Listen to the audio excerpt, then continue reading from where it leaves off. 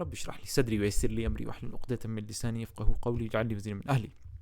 Now, I want to show you in this video what the Quran has to say about incest, meaning having, same sexual relationships with the close relatives. And first of all, I'd like to just show you what the Quran's stance is on incest, and then I'll tell you after I read the translation of these verses from chapter 4, verse 22 onwards to 24. And I'll put the translation: and do not marry those women whom your fathers married, except what has already occurred. Indeed, it was an immorality and hateful to Allah and was evil as a way.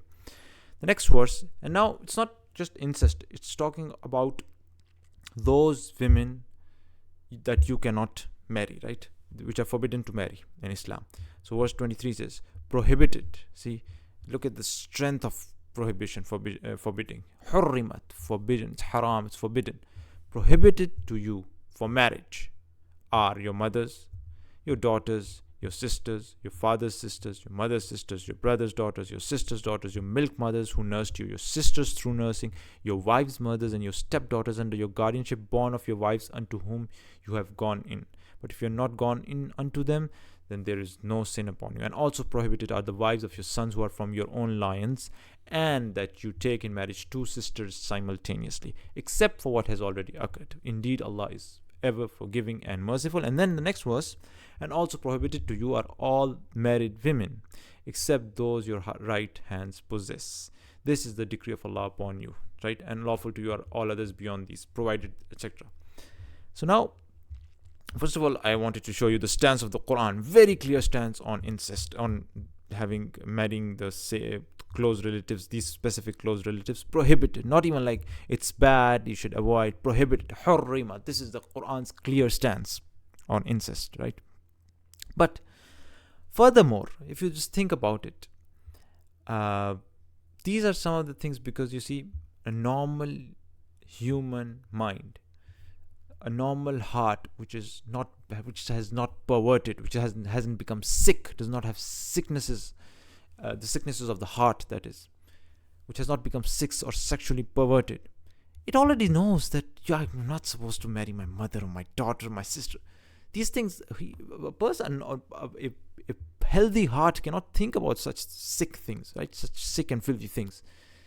But if you think about one of the wisdoms of the Quran about mentioning these things, and you see the society today around you with the filth of homosexuality and all kinds of sexual perversions, especially after the age of in this spread of pornography and things like this, you see how a normal heart cannot even think about a sick, filthy thing like homosexuality. It's so sick and filthy, yet you have people practicing it.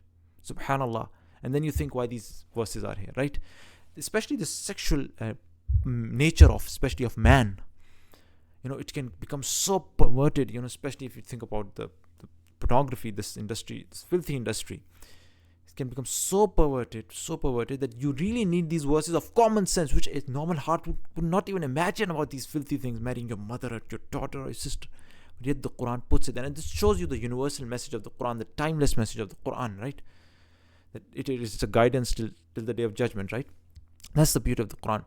And of course, because sexual perversion could go up to such a level, in an extreme level, especially in men, that you need to even tell them the basics, right? These are the very, very basic things. And you imagine, you think about homosexuality, you say, how can a man, sleep with a man or a woman? It's such a basic thing. It's just common sense, right? Yet people are practicing it. I mean, it. Just imagine, for example, let's take a real life example. You never take a screw and, put it inside a screw. You take a screw and put it inside a bolt. It's natural. You'll not take a bolt and put it inside a bolt. It doesn't make sense. A screw goes inside a bolt. They match together. Likewise, it's common sense. A man marries a woman, a woman marries a man. It's not like a man marries. That's common sense, but people have lost this common sense as well, right? Some people have lost this common sense as well. And it's just not common sense, it's the sickness of the heart, right?